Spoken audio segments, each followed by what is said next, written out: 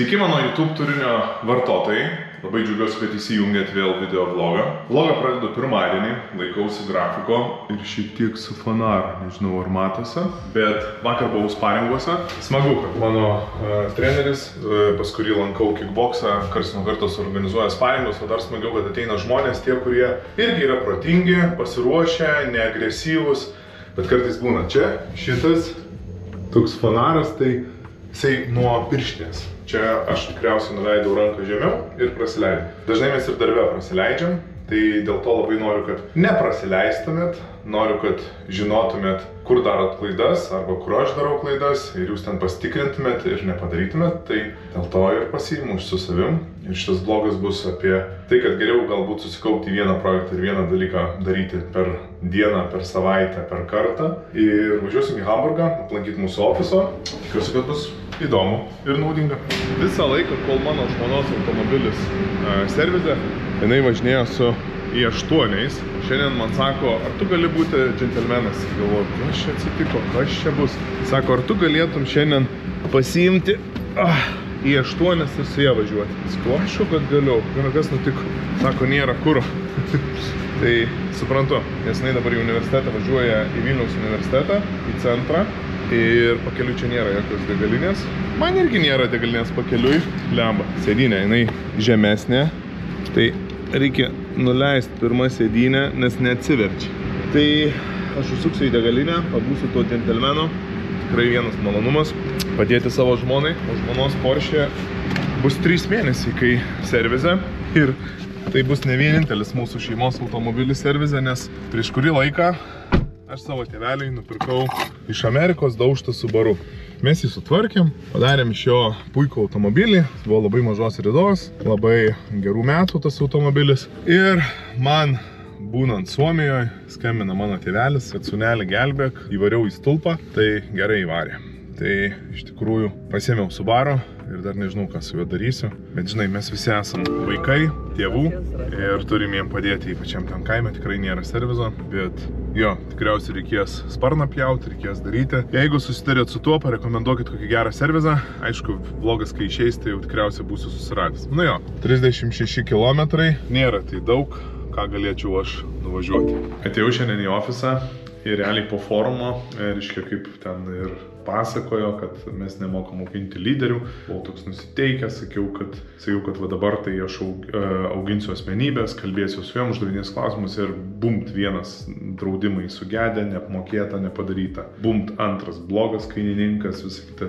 Ir taip mane suvarė visi šitie dalykai, bet aš laikausi suspaudęs, tai šiandien bandau įgyvendinti, kad per asmenybės eiti ir uždavinėti jiem teisingus klausimus, o kodėl mums blogai, kad kainininkai yra klaidų, o kodėl mums blogai, kad draudimas neveikia. Ir pažiūrėsiu, kiek aš surasiu jėgų, bet čia, reiškia, yra lyderio ugdymas ir taip reikia. Tai atsimušiau tas visus darbus, o dabar yra jau 1:30 ir griebiuosi savo ilgojo mylimo sąrašo darbų ir bandau susikaupti vieną po kito daryti, nes tik taip gali pasiekti rezultato. Nes jeigu biškį vieną padarai, biškį kito, biškį trečią, tai čia gaunasi kaip man dabar labai patinka, kaip laivas plaukia, ar ne? Vat jeigu įsivaizduokit, kad jūs turit uždaram telkinį laivą ir į vieną laivą papučiat, jis paplaukia, į kitą laivą paplaukia, o įsivaizduokit, jeigu tik į vieną pusmetį ir tai jis iš karto daplauktų ir būtų rezultatas. Tai va, tai čia taip yra tie projektai, kad reikia susikaupti ir pasitengti, kad nors vienas iki jų daplauktų, tai vienas daplaukė, pergalė, laimė, antras daplaukė, pergalė, laimė ir taip po truputį judėti į priekį. Tai va, linkiu man šito nusiteikimo, dar laukia Anglijos projektas ir visi kiti darbų sočiai. Ir gavau dar dovanų. Gavau tokį laišką ir iš žmogaus dirbinį padarytą su lazeriu. Ir jisai prašė pareklamuoti į Verslolaidai, tai Verslolaidai mes jau dirbinų projektą Paulių buvom paminėję, matyt praleidai, tai dabar paminėsiu ir savo daily vlogį. Man patinka gauti dovanas, vis dažniau tų dovanų gaunu ir ypač po savaitės komandiruotės atėjus gauti vienas ar kitas dovanas yra be galo smagu. Praeitą savaitę aš buvau Suomijoje su keliais savo draugais ir tie draugai yra pakankamai man tikrai artimi, bent jau kaip čia siela, tikslais, darbais žmonės.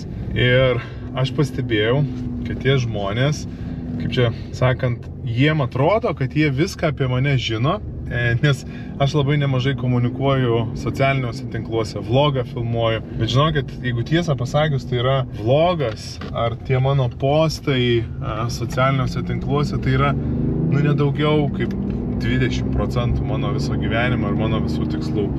Aš, pavyzdžiui, šiandien galėjau su jumis net nepasidalinti ir tiesiog net ne pagal turinį, nes kalbant čia apie verslą, apie samdą, apie sėkmingą lyderių auginimą ar ten dar visokius kitokius dalykus. O aš iš tikrųjų dabar važiuoju pirkti savo žmonelį gėlių, nes šiandien yra mūsų vestuvių metinės. Eisim vakare į restoraną, pabandysim atšvęsti. Slogios, nuovargio pilnos tos dienos. Nebuvo taip, kad savaitgalį čia labai puikiai pailsėjom, nes turėjau pasivyti elektroninius paštus, turėjau šiek tiek pasidėlioti planus, turėjau netgi kai kurios darbus nudirbti, nes, žinai, kai išvažiuoji į konferenciją, tu nori būti konferencijoje, o ne viena koja būti konferencijoje, kita kompiuterį ir elektroniniam pašte. Tai tikrai nuovargis jaučiasi, bet tai yra mūsų bendro, kaip čia, gyvenimo įtvirtinimo šventė ir reikia švęsti. Tai dabar lekiu gėlių, tada savo žmonelės pasiimti, tada į restoraną ir pabandysiu biškį šiek tiek atsipalaiduoti. Taip, kad jūs žinot tik tai 20% mano gyvenimo ir tai apie tai, ką aš noriu papasakoti arba tai, ką pasakoju. O tai, ką nepasakoju, jūs nei velnių nežinot. Taip, kad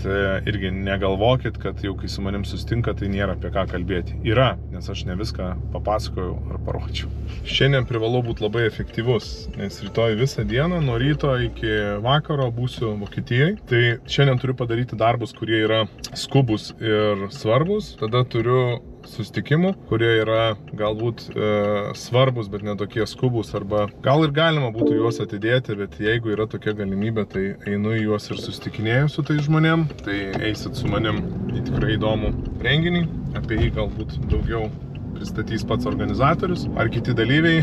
Tada be abejo, kad reikia susiplanuoti visus darbus Vokietijai, kad labai būti efektyviam. Nes ten pagrindė kas, tai pažintis su darbuotoju, kuris ten jau dirba, ofiso apžiūra, potencialių klientų kažkoks tai numatymas. Sako, kad yra lietuviai, Hamburge turi didelį sandėlį. Kas jie tokie, iš kur jie, nieks negali pasakyti, noriu su jais susipažinti, arba bent jau su jų įmonė susipažinti, kad galėčiau juos čia atsiieškoti Lietuvoje. Tada yra belgai, kurie nori labai susitikti, tikrai labai geri partneriai, bet nuo Hamburgo man iki Antwerpeno, kur uoste jie irgi yra, beveik 6 valandos kelio. Ir aš fiziškai niekaip nespėju, bent jie kažkur tai atvažiuotų į pusiaukelę, tai irgi dar reikės skambintis, derinimasis man nepatinka. Tai šios dienos moto būti efektyviam, darbščiam, daug padaryti ir dar daugiau, kad pasisektų padaryti, nes ne visą laiką viskas priklauso nuo manęs. Prezentaciją iš tiesų darysim angliškai, nes yra kolega Jacob Dora iš Suomijos, tai kad suprastų, bet paskui galėsim bendrauti lietuviškai, kurie esat potencialus investuoti ir taip mes kviečiam jūs susipažinti tiek tarpusavyje, tiek su mumis. Visą laiką kažkaip, kai pas mane ateina startuoliai, pergyvena, kad nėra pinigų, sako, kad nežino iš kur gauti tų pinigų ir kažką tai, žinai, visą laiką galvoja, kaip čia prasifinansuoti vieną ar kitą savo idėją. Tai aš visą laiką sakau, kad tų pinigų tikrai yra sočiai. Reikia tik tai ieškoti ir žinot, kur ieškoti. Tai dar vienas fondas, kuris žada pritraukti 50 milijonų ir juos investuoti į startuolius. Tai nesunku, tik tai reikia eiti, kalbėtis, pitchinti.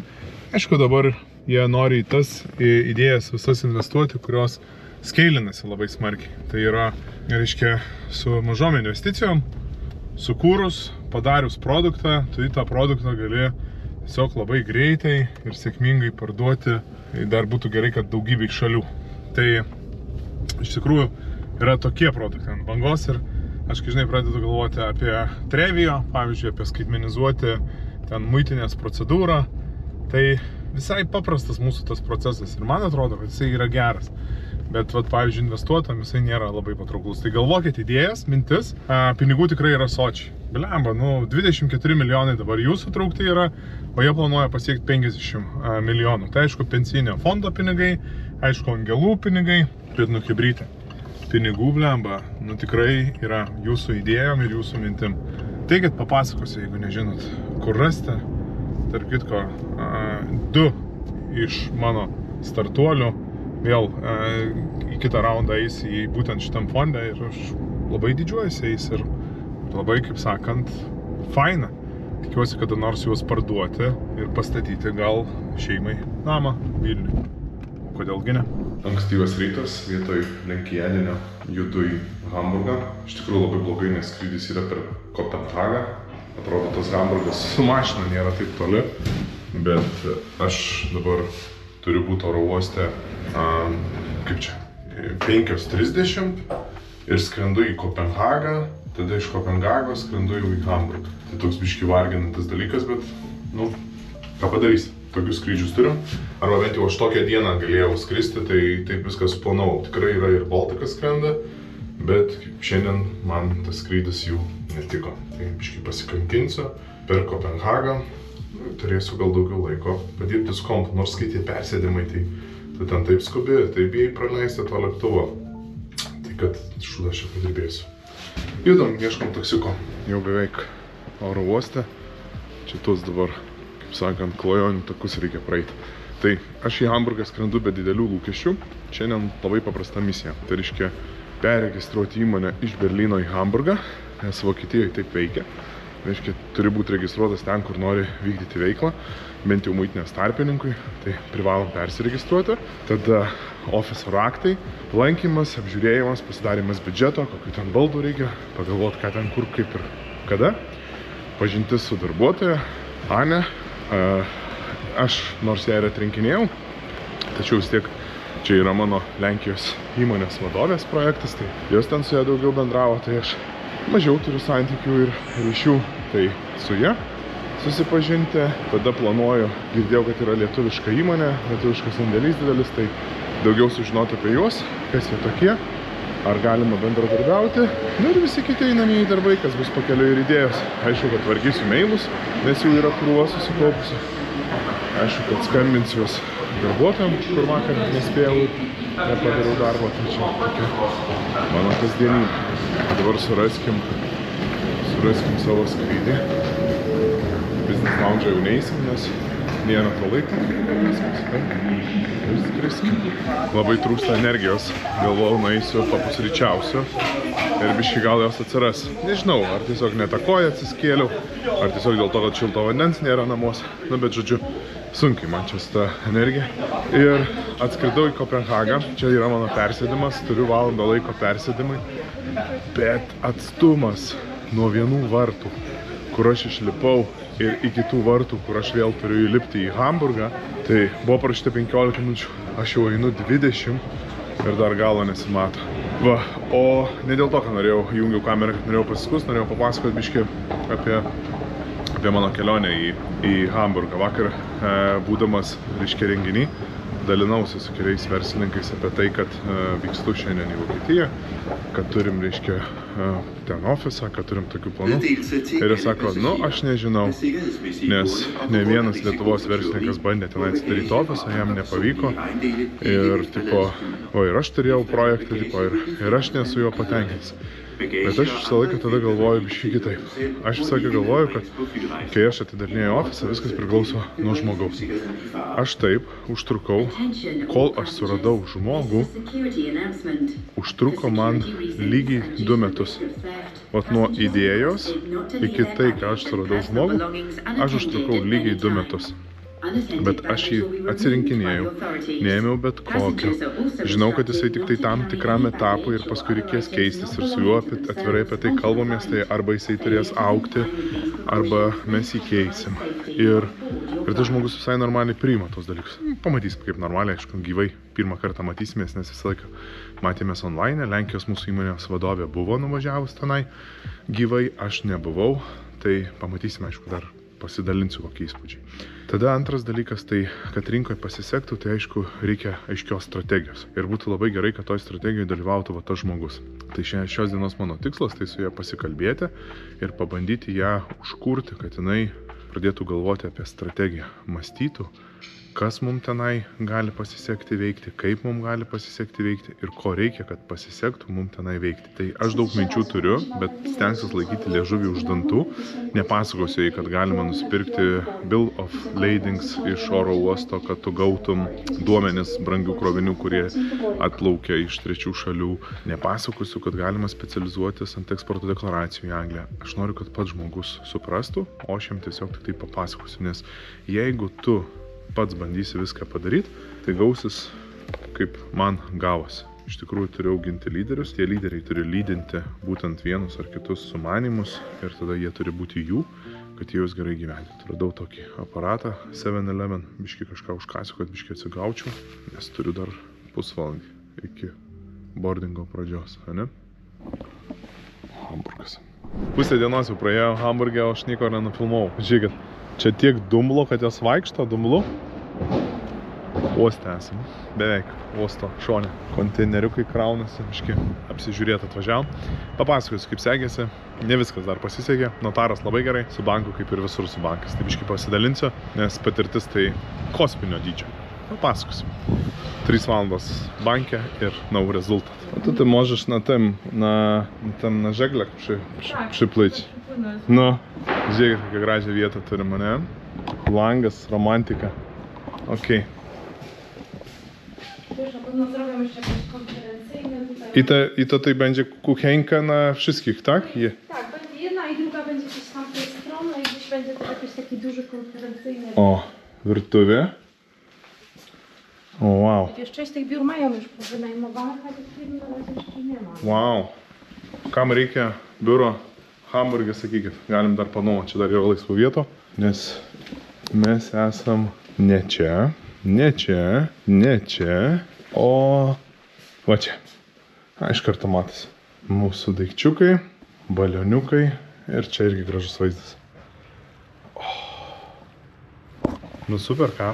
Diena Hamburge į pabaigą, atvežė mane iki oro uosto, dabar turiu pereiti į kitą terminalą, vėl tikriausiai eisiu 20 minučių, bet iki lėktuvo turiu beveik 2 valandas, tai tikrai niekur neskubu. Trumpai, Vokietijoje įmonę aš atidariau tik tai prasidėjus karui, tai įmonė buvo registruota mano Berlyne, buvau atidaręs Finom sąskaitą, reiškia viskas kaip ir buvo labai gerai, bet niekaip negalėjau surasti darbuotojų.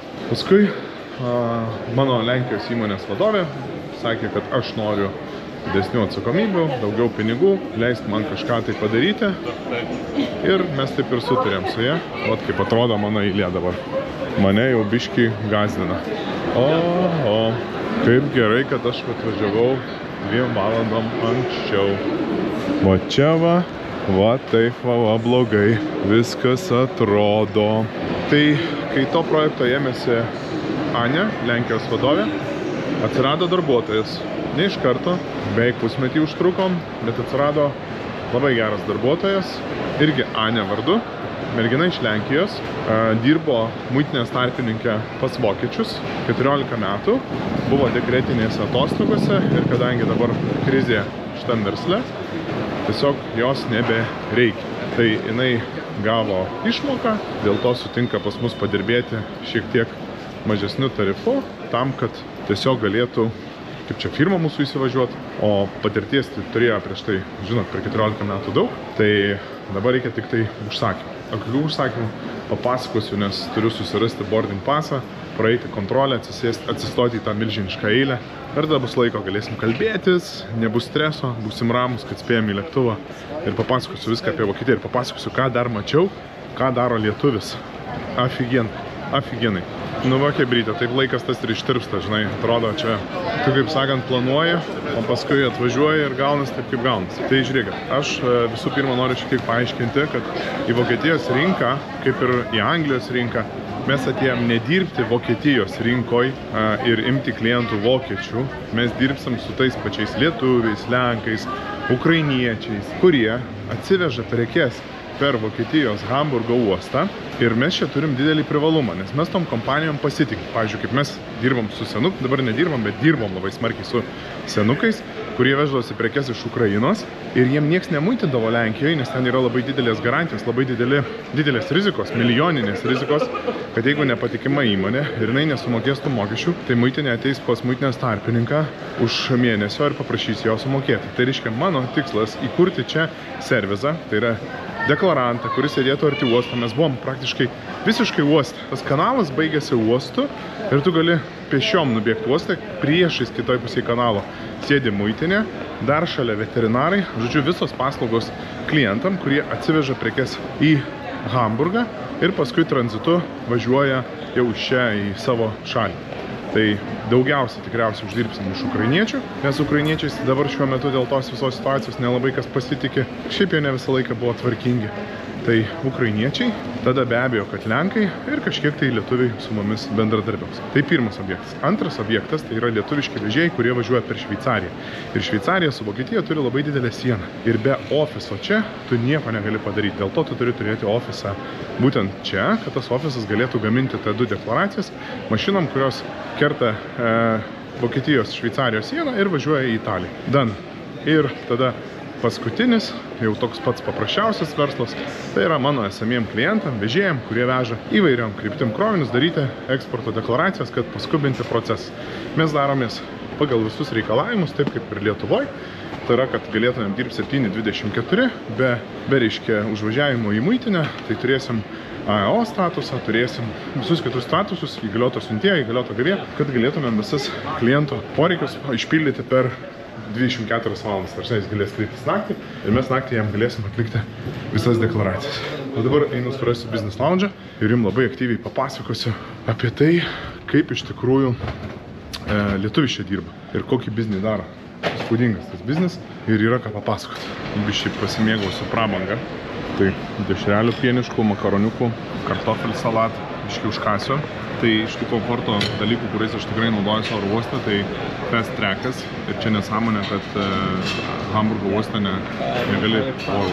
negali nusipirkti fast tracko, nes pas mus Vilniuje 5 eurus kainuoja, staupai krūvą laiko, valandą laiko būčiau dabar sutaupęs, kiek aš būčiau mailų atsakęs, kiek būčiau darbų padaręs. Tai vienas dalykas. Antras dalykas, ką aš naudojuosi, tai Business Lounge. Aš neskraidau pirmą klasę, bet už tai turiu nusipirkęs, bankas man padovanojęs yra Priority Pass kortelę. Tai reiškia, turiu ten X kartų apsilankymo, man metam užtenka. Man atrodo, 200 eurų kainuoja ir ten turi, tarkim, 15 apsilankymų. Tai aš skrandu beveik kartą į mėnesį, gal šiek tiek dažniau, tai man tikrai tų kartų užtenka. Kiek ten įeina į tą jų dovaną, tai aš lankausi čia tai dėl dviejų dalykų. Pirmas dalykas, tai gali saugiai pasidėti savo daiktus ir biškį nuo jų atsitraukti. Antras dalykas, tai gali nueiti labai komfortišką privatų tualetą ir kai tu visą dieną kažkur esi pakeliui, keliauji, tu neturi nei viešbučio, nei kavinių gerų pakeliui, nei ofisas tavo nebūtinai įrengtas dar. Tai labai čia kompensuoja tą, gali apsipraust biškį rankas, kojas gali net dušą pasinaudoti, yra tarp kitko ir duoda ir tapkės, ir chalatą, ir rankšluostį ir tai viskas įeina į tą Priority Pass kortelę, tai tikrai labai rekomenduoju, jeigu kartą ar dažniau į mėnesį skrenda, tikrai atsiperka, apsimoka pirkti ir turėti čia savo laiką. Nu, su to fast tracko tai man šį kartą nepasisekė, bet dėl to pirkti business klasę, kuri yra pervertinta, pavyzdžiui, mano dabar bilietas čia kainavo 137 eurus, jeigu verslo klasė 460. Kaip? Tai yra labai brangu. Tai tikrai geriau apsimoka pirkti atskirai va šitom kortelėm. Nu, aišku, turėčiau verslo klasę, tai eičiau gal į kitą Business Lounge, nes, neeičiau bendrai, vis tiek čia eičiau, nes čia yra Vokietijoje yra Lufthansa visko valdytoja, tai čia jie turi savo atskirą Business Lounge, kaip ir Stambulė, Turkish Airlines turi ypatingai gerą kokybišką Business Lounge ir kai teko kelis kartus kirsti verslo klase dėl to, kad nebuvo kitokių bilietų arba skridau per naktį ir norėjau užsimiegoti, kad būčiau darbingas kitą rytą iš karto, tai va, teko skristi ir teko lankytis, tai aišku, wow, lygis tai netoks, kaip čia, žinai, čia žmogus ant žmogaus, krauta, sėdi ne taip patogiai, tai, tai sverti. O apie verslą ir verslininką iš Lietuvos čia Vokietijoje, kuris jau 18 metų daro čia verslą, aš papasakosiu visai netrukus, užkasiu, kad dešrelė neatšaltų. Viskas perėjo prie lengvesnės artilerijos. Negaliu nekemšu, bet 6 sustosiu, tai Lietuvos laiku 7, tai rytoj ne anksčiau kaip po 16 valandų tik valgysiu, manau, kad atsipirksiu. Tai žiūrėkit, ką man šiandien pavyko aplankyti Hamburgą. Mes jau su Ane planuodami šitą komandiruotę kalbėjom, kad mums infrastruktūrai reikėtų sandėlio ir jinai sako, žinai, aš turiu tokius lietuvius, kurie čia daro biznį Aš galvojau, kad tai yra lietuviškas kažkoks uabas, kuris turi kaip čia atstovybę, filialą, nu ten, nežinau, Hegelmanas, Girteka ar dar kažkas. Na, sako, yra toksai bičias vardu, nesakysiu jo vardo. Tarp kitko, jeigu žinot, nes tai yra mama ir sūnus daro verslą. Labai sąžiningai, labai darbščiai ir labai gerai jiems sekasi. Nu ir nuvažiuojam Hamburge prie uosto. Toks paprastas labai sandėlys, bet tiek daug prekių ir konteineriai išsikraudinėja, ir, reiškia, birūs kroviniai, ir malkos tose dėžėse sukaltos. Nu, žodžiu, mulačiai sukasi kaip gali ir matyt dar turi upside biznių, matosi iš karto, kad gal ir automobiliais biškai paprekiauja, ir gal ir kubilus kažkokius panuomoja, nu žodžiu, maladėt sukasi. Ir mes sukalbėjom su Ane, kodėl mums čia tinka. Nes sako, jei ko be paprašysi to vaikino, jisai viską padarys. Ir iš tikrųjų aš suprantu, kad tai yra ne verslas, tai yra amatas, nes pats tas vaikinukas, jaunas tikrai vaikinas, pats sukasi tame sandėly nuolatos, pats krauna, pats vadovauja krovikam, pats prižiūri. Ir dėl to jam daug geriau sekasi negu kitiem vokiečiam. Sako, jie imasi ir pačių sudėtingiausių, sugriuvusių krovinių, ar griuvusių, atrinkti. Sako, atranda tarp 1000 prekių, atranda tas 2, kurias reikia parodyti klientui. Nu, žodžiu, tokie malačiai. Ir tikrai nuvažiavom, susipažinom, nu labai šiltai. 18 metų jau išvažiavę iš Lietuvos, tai nelabai žino tos lietuvių kalbos, bet vis tiek labai faina, labai gerai pabendravom, investuoja toliau Lietuvoje žmonės. Labai fainas verslas, turėjau kamerą kišenėje, bet kažkaip nesmagu man, žinai, jo nepažįstant, aš atvažiavau verslą atvarkyti ir paskui dar įstrauksiu kamerą ir sakysiu, tu geras papasakok, kaip tau čia sekasi toj Vokietijoje verslą daryti, duokti mums kažkokį tai ten tą feedbacką. Tai nepadariau taip, labai atsiprašau. Šiandien viskas vyksta ne pagal planą.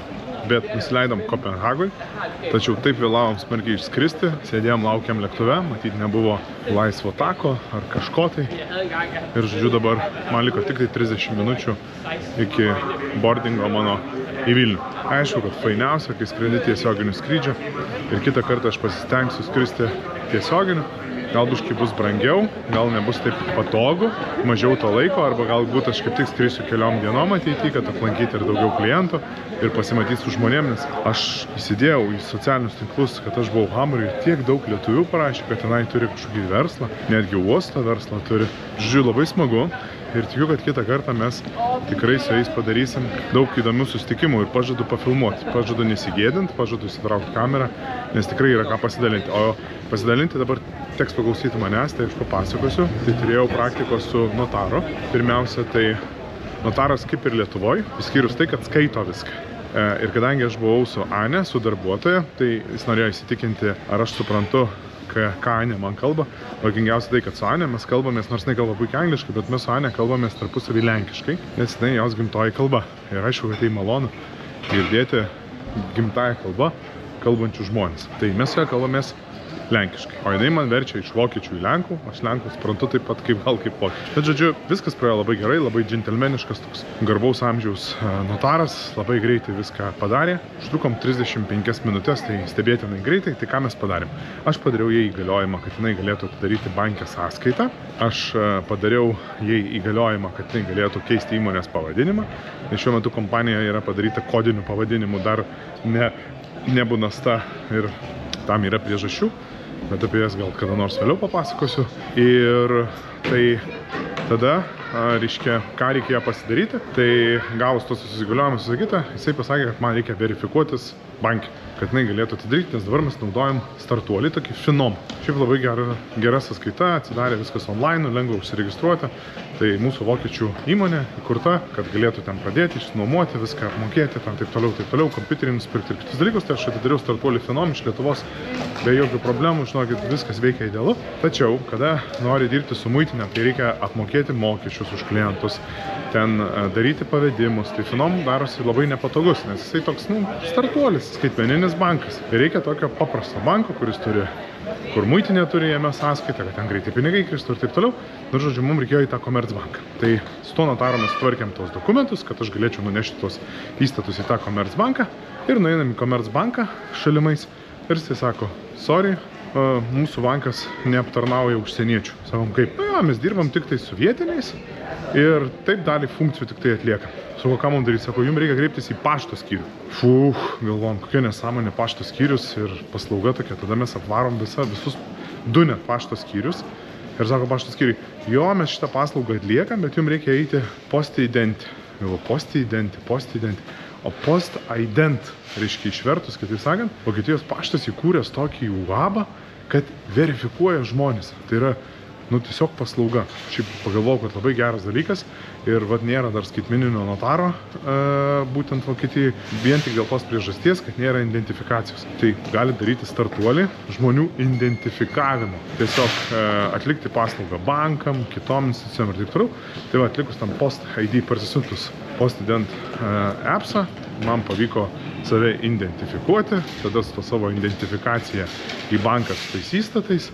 Ir jau tada Anė su savo įgaliojimu jau ten dabaigs ir atverys sąskaitą ir galėsim pradėti daryti importus. Nes tu, kai darai, pavyzdžiui, lietuviui atsivežusiam į Hamburgą krovinį, jeigu tu darysi importą ne Lietuvoje, o padarysi Vokietijoje, jeigu tu juo pasitikė ir žinai, kad jis tikrai sumokės PVM Lietuvoje, tai lietuvis gali sutaupyti apyvartinių lėšų ir nemokėti ten iš karto PVM prie importo. Nes atsiveži importą, turi iš karto susimokėti, reiškia, importo mokestį nuo sumos, tai gali būti nuo 0 iki 40% ir plus prie vertės pridėjus, reiškia, tą importo mokestį PVM. O jeigu tu darysi viską teisingai ir darysi tą Vokietijai, tai tu gali sutaupyti apyvartinių lėšų būtent tavo pavedimu. Jeigu tu darysi viską teisingai, tai tu gali sutaupyti, reiškia, PVM mokesčių ir iš apyvartinių lėšų. Arba, pavyzdžiui, jeigu tu atsivežiai ir pardavėjai iš Lietuvos vėl ten į kitą ES šalį, tai tu PVM kaip ir net neturi mokėti. Tai kam tau sumokėti, o paskui jį grąžintis, ar ne? Tai geriau jo nemokėti. Tai žodžiu, tokia yra mūsų paslauga. Mes tą esam atidirbę su kitom didelėm lietuviškom kompanijom Lenkijoje, kurios vežasi iš Ukrainos prekes. Jom, pavyzdžiui, ten vienai net kompanijai reikėjo 2,5 milijono eurų apyvartinių pinigų ištraukti iš savo apyvartos tam, kad sumokėti PVM mokesčius. Naudojant šitą paslaugą, tu tiesiog susidengi savo PVM ir jo tiesiog iš apyvartos neišsitrauki. Tai čia potencialas mūsų Vokietijai, bet patiko, kad, reiškia, bankas nebeverifikuoja, banko skyrius nebeturi tokių žmonių, nebeturi tokių paslaugų, o viską perėmė post-ident paslauga. Tai yra niša, galima tą paslaugą daryti. Užsikalbėjęs negaliu surasti savo geitų, dar gal labai norėčiau išgerti kokio vitaminizuoto gėrimo, nes jau atsijunginėjau pabiškį. Esu atsikėlęs 4:30, dabar yra Lietuvoje 10. Nors mane šiandien Vilnius pasitiko ir labai lietingas, iš tikrųjų kapsi lašai ir dideli, sušlapę, bet aš jaučiu saulės spinduliukus mūsų versle. Turėjom labai gerą sesiją ir vis dar turim. Išėjau šiek tiek padaryti pertraukus, kad kolegos galėtų pasikalbėti ir pasidalinti savo įspūdžiais ir mintim, bet analizuojam mūsų klientų kelią. Kitaip sakant, stengiamės pagerinti pardavėjų pitchą, tai yra išsivardinti vertės, kurias vertina tikrai klientai, o ne kurias mes galvojam. Nes dažnai visi mes darom tokias klaidas, mes patys darom kažką, tai galvojam, kad čia klientui didžiausia vertė, o iš tikrųjų pas klientus bijom paklausti. Kitas dalykas, teikiam tam tikrus dalykus ir nesam įsivardinę apie juos, kaip čia taip aiškiai, ir net klientui neiškomunikuojam. Ir tada pardavėjai pradeda kalbėti dažniausiai apie kainą, o su kaina konkuruoti yra labai sunku, nes visi tuo pačiu konkuruoja.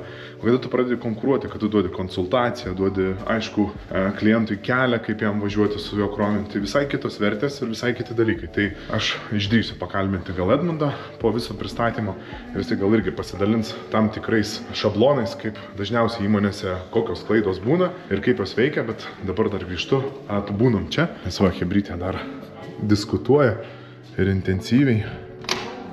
Taip. Tipo, kad tas klientas būtų bičialis. Šiaip, specialiai aš noriu. Kas atrodo, biudžetai jau biški, jau kosmosas. Kad suprastumėm mes patys tą vertę, ne? Tokiam menedžiui tai jie kaip pragauna, klientai žino, nes mes patys kas ir skambina, tas ir toliau prižiūri tą klientą ir mes sakom, vis laik tau padėsiu. Nu viskas, aš žinai kaip pristačiau, sakau, grįžau į lietingą Vilnių. Man sakė, kokie 3 žmonės, sako, kad, tipo, tu su Jurgiu dirbi, aš taip galvoju, iš kur tu žinai, sako, taigi YouTube'ai. Jo, tai davai papasakok gal biškį apie Bonastą, bet apie pagrindinės kliento klaidas, kur tas kelią daro ir atsikabinu, nes laikas brangus. Bonasta nuo pačios įkūrimo pradžios buvo deklaracijų pildymas už pinigus. Ir žino, kaip užpildyti deklaraciją.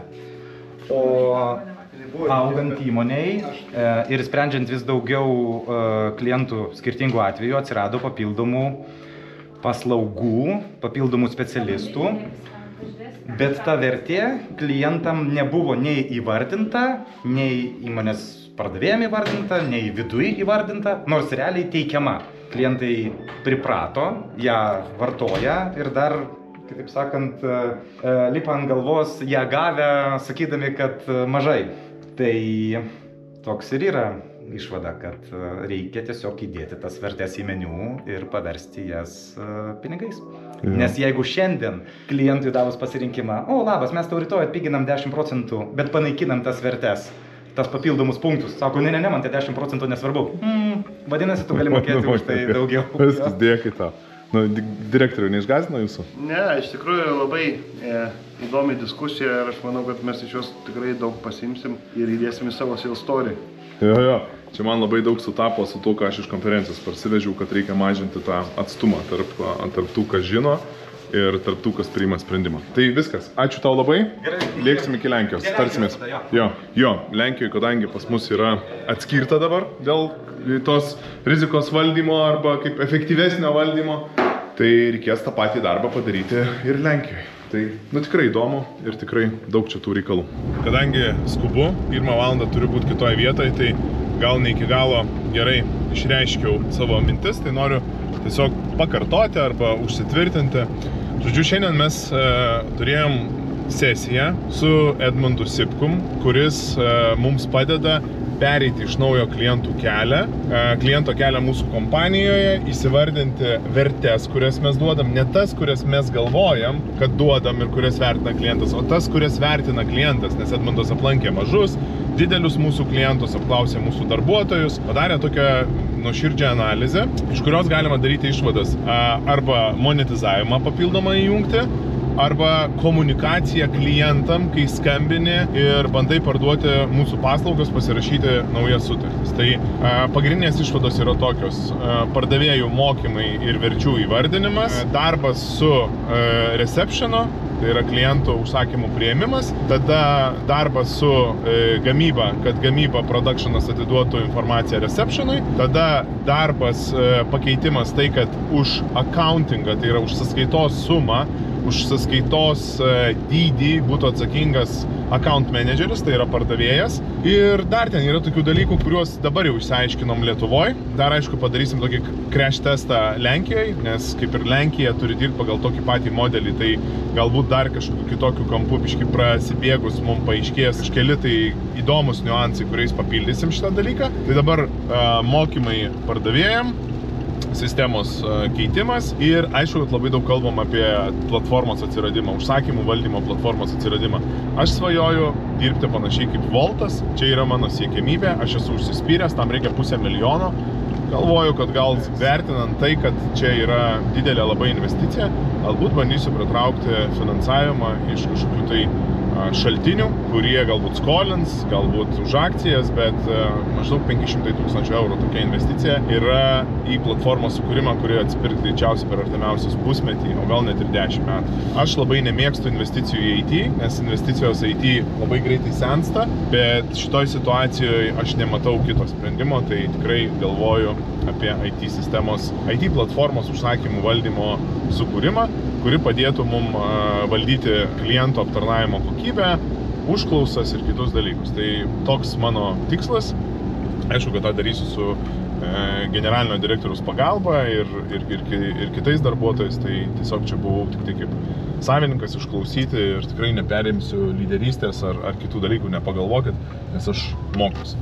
O iš ką tik grįžtos konferencijos Nordic Business Forumo aš parsivežiau, kad kaip reikėtų gerinti klientų aptarnavimą, tai mažinti tą atstumą tarp tų žmonių, kurie gali priimti sprendimą ir priima sprendimus, ir tarp tų, kurie žino, kokius sprendimus reikia priimti. Kitaip sakant, reikia labiau įtraukti į procesus klientų aptarnavimo vadybininkus, kurie tiesiogiai kasdieną, kiekvieną minutę, kiekvieną valandą dirba su klientais ir su jais kartu kurti sistemą naują, gerinančią klientų aptarnavimą. Tai vat tokie darbai, tokia yra kasdienybė net ir muitinės tarpininko versle ir jie mane veža, pakrauna, nes tobulinti, tobulėti man yra svarbu ir man tai patinka. Tai va, tai dabar darbai, darbeliai, darbukai ir laukia vakare renginys, į kurį eisim kartu. Nu, šiandien visą dieną mane persikėlė lietus ir toks stiprus pakankamai lietus. Teko toliau biškai pasiparkuoti mašinytę ir einu dabar į susisiekimo ministerijos organizuojamą renginį. Padėka transporto ir logistikos sektoriui, kažkaip skamba taip panašiai. Džiaugiuosi, kad esu pakviestas, nes vis tik daug darau dėl transporto ir logistikos, dėl čia to kompetencijų didinimo, skaitmenizacijos, efektyvumo ir smagu, kad esu įvertintas ir esu pakviestas. O kas ten vyks, matysim, žmonių tai daug renkasi. Tie prisitaikęs su skėčiais, tai aš čia toksai neišsilavinęs be skėčių. Niekada gyvenime nenaudoju skėčio, man čia dar papildomas daiktas, kurį nuolatos pamesčiau. Reikėtų apie jį galvoti, kamerą jau galvoti. O, labą dieną. Ačiū. Šį kartą būti kartu su jumis, kai ištarsime svarbiausius ir prasmingiausius ačiū. Šiandien didžiuokimės vieni kitais. Geras ten vakarėlis tam pirklių klube užsisuko, bet aš išėjau. Bet žiūrėkit, Lietuvos Respublikos ministerija padovanojo man tokį smėlio laikrodį. Pradėjau filmuoti lifte ir išsigandau. Užėjo kaimynas, su kuriuo nei sutarėm, nei nesutarėm. Pirmiausia, aš pasisveikinau praeidamas, o jis man nei murp, tai nustojau. Tai žodžiu, gavau aš šitokį apdovanojimą. Čia yra parašyta: už darbą kartu siekiant bendrų tikslų bei stiprinant Lietuvos susisiekimo sektorių. Tai kaip ir tikėjausi šiek tiek, kad galbūt būsiu įvertintas. Labai džiaugiuosi, kad įvertino. Tai vat ir tas smėlio laikrodis, kur galėsim kažkur pasidėti, gal ofise, nežinau, kur dėsiu. Didžiuosi savo vyru? Labai. Daug to darbo buvo nuveikta su šita ministerija, o su kita ministerija nuveiksim dar daugiau, arba tiek pat. Tai, žodžiu, jo, nuotaikos yra tokios, kad kadencija baigėsi, liko 10 dienų ir prasidės, kaip sakant, santykių kūrimas su naujais ministrais, viceministrais. Tikiuosi, kad liks kabinetas, pavyzdžiui, iš praeito viceministro, žmogus liko ir dirba ministerijoje, vadovauja skyriui, tai mes tikrai turim tokį tęstinumą ir gerą bendradarbiavimą. Tai tikiuosi, kad daugiau tų žmonių pasiliks. Bet aišku, labai su Agne Vaiciukevičiūte, viceministrė, mes daug dirbam ir daug esam nudirbę. Tai dabar rinkimai, jinai šiandien pasakė man, kad 12 sąraše, tai maža tikimybė, kad bus išrinkta, o kad į ministeriją susisiekimo eis, tai dar mažiau. Nu tai, žodžiu, matysim, žiūrėsim, o galbūt jai irgi bus pasiūlyta vieta, pavyzdžiui, ministerijoje dirbti kaip specialistui ar vadovui. Tai namai, poilsis ir rytoj važiuosim į Latviją. Tai būkit pasiruošę. Penktadienio rytas, aš jau susiruošęs lėkti į Latviją, važiuoju pasimti savo kolegų ir iš karto važiuoju su lauktuvėm. Lauktuvės ne bet kokios, o jeigu jūs pamenat, tai mes prieš 3 mėnesius organizavom akciją, kur pas mus paslaugų neperkantys klientai gali grįžti, pradėti pirkti paslaugas, registruotis akcijoje ir laimėti iPhone 15 aparatą. Tai nudžiugino akcijos rezultatai. Per 3 pastaruosius mėnesius tos akcijos rezultatas yra 20 keli tūkstančiai pliusų. Kaip tai atsitiko? Atsitiko taip, kad buvo išsiųsta 700 įmonių, kurios per pastaruosius metus nepirko pas mus paslaugų priminimai. Nors filmuoju jau 7 metus, bet vis tiek darosi nesmagu, kai kas nors įeina, ypač ryte 6:30. Tai vėl tas pats kaimynas, įsivaizduojat? Ir jis taip iš karto akis nuleido į mano kamerą, nes girdėjo, kad lifte važiuoja žmogus ir kažką kalbas. Tai grįžtu prie to, kad kalbėjau apie akciją. Tai akcijos pagrindiniai rezultatai yra tokie, kad į akciją užsiregistravo berods 70 tik tai įmonių, bet pirkti ir atnaujino santykius virš 200. Ir tie 200 įmonių davė kiek daugiau nei 20 000 eurų užsakymų per 3 mėnesius. Tai investicija 700 eurų į iPhone 15 aparatą atsipirko, sakykime, nežinau, 10 kartų, galima taip teikti. Tai darykit akciją savo klientam. Akcijos tikrai klientam reikalingos. Matosi, kad jos jom įdomios, jiem įdomios. Nežinau, šį kartą ar čia vyrui vežam, ar moteriai, nes praeitą kartą buvo toks rožinis ir vežėm irgi į Latviją. Tai šį kartą mačiau, kad pilkas, tai galbūt vyriškis laimėjo šį kartą, bet, žodžiu, iš pradžių buvo abejonių, kad galbūt ten įmonės pagalvos, kad papirkinėjam ar dar kažką, bet toj įmonėj, kur Latvijai, kur pirmą telefoną laimėjo, kur aš buvau, Tai iš tikrųjų, koks vadovas buvo laimingas. Pats vadovas dabar man siunčia užklausas ypatingų projektų, visokių įdomesnių projektų, kuris ten planuoja pervežimus. Jis toks buvo laimingas, kad jo ta darbuotoja laimėjo tą telefoną, jisai ten, žodžiu, pats šokinėjo aplinkui ir džiaugiasi tuo bendru rezultatą, nes matyti, jie sėdi vienoj patalpoj, tikrai negalvoja, kad ten mes užkėlėm kainą dėl to, kad davėm telefoną ar kažką panašaus.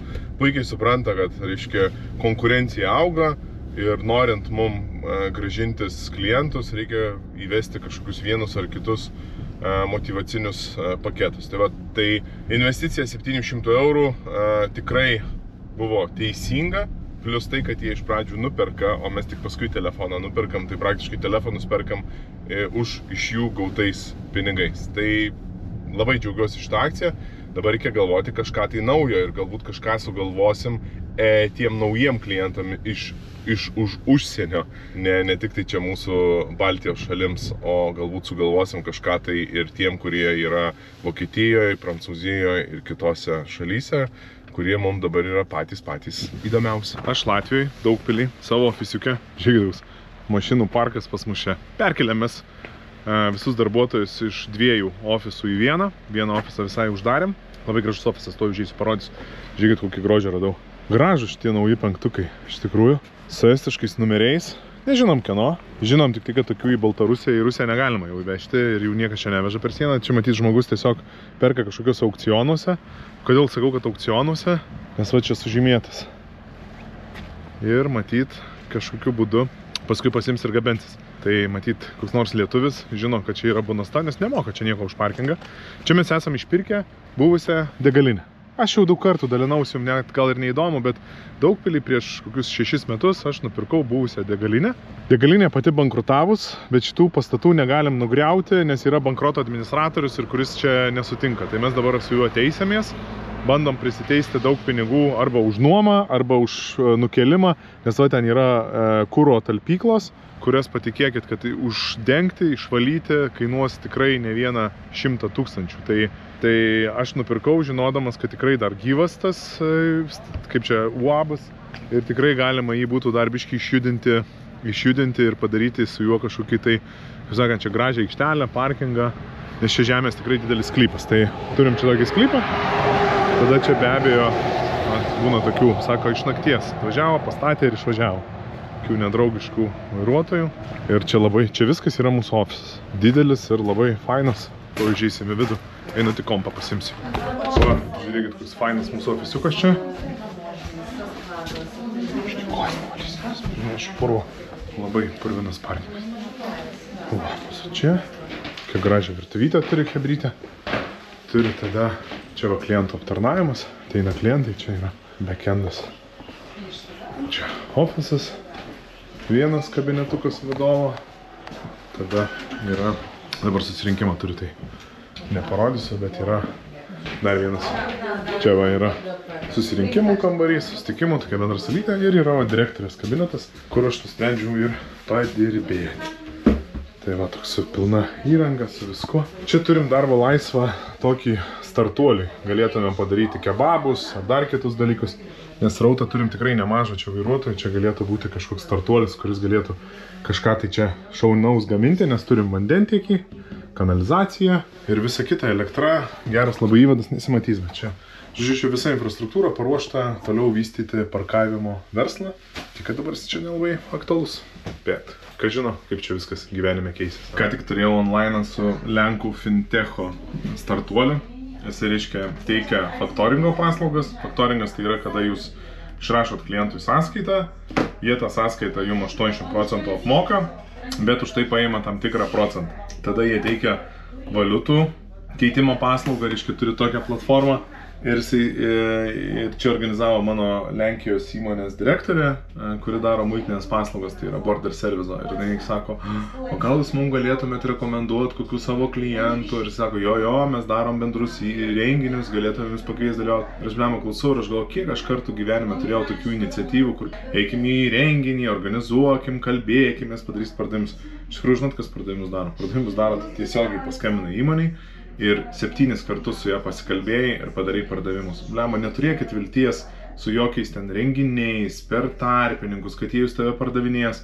Tai tada reiškia, su tuo tarpininku reikės 7 kartus pasikalbėti, gal ir jisai galėtų, bet tada įsivertinkit, kad jis turėtų didelį srautą, kad jis turėtų didelį potencialą. Nes taip, tai, kaip, ta prasme, tai yra tiesiog atidėjimas darbo, tikrojo sunkaus darbo, kontaktuoti, pardavinėti ir kad nupirktų iš jūsų paslaugas. Rimtai. Nu viskas, atsivežė mūsų tarptautinį kolektyvą, eisim papietauti. Čia, Yogi Bar? Yogi Bar? Oi, kaip mums čia kaip logistam labai pasisekė, tai klientas čia atvažiuos į aikštelę. O jūs jau gal ir laukia čia pasiimti. Čia gal? Чужому человеку дадим и все. Добрый день. Так, žinai, suspaudė, tai nepykti, ne? Nu, atbaigėm komandiruotę. Latvijai patenkinti, ne? Kaip nežinau, kas, kad mes juos aplankėm. Kiek atrodo ir mažai žmonėm reikia iki pilnos.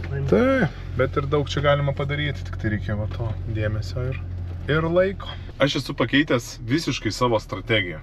Ir kadangi važiavo Agata, mūsų muitinės tarpininkų skyriaus vadovė, tai jinai sako, mes šiandien daugiau kalbamės, valgom, negu dirbam. Ir iš tikrųjų, aš anksčiau buvau labai daug apie darbą. Darom, reikia.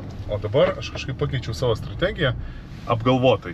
Į tai, kad davai bendraujam, davai žmonės, davai mes esam komanda, verslą daro žmonės. Tai aš net šiandien neapibendrinu. Aišku, kad daug apkalbėjom, ką Latvijoje galėtumėm padaryti geriau, daugiau, smarkiau, bet aš net važiuodamas mašinoje mes kalbėjomės apie vaikus, apie kryžius pakeliui, apie laidojų paslaugas ir kitus dalykus, tokius žmogiškus. Net apkalbėjom rinkimus ir apkalbėjom už ką ir kaip balsuosim. Aš irgi turiu pasirinkęs už ką balsuosiu. Žinokit, aš kai perėjau visų partijų programas, aš kaip su beveik visom pagrindiniam partijom susitikau ir kaip visos partijos man išsakė savo lūkesčius mum kaip transporto inovacijų asociacija, o mes jiem kaip transporto ir logistikos sektoriaus atstovai. Tai aš jau žinau, už ką balsuosiu. Man atrodo, kad tai yra labai svarbu Lietuvai išsirinkti teisingą valdžią, nes patikėkit manim, artėja tikrai didelis sunkmetis.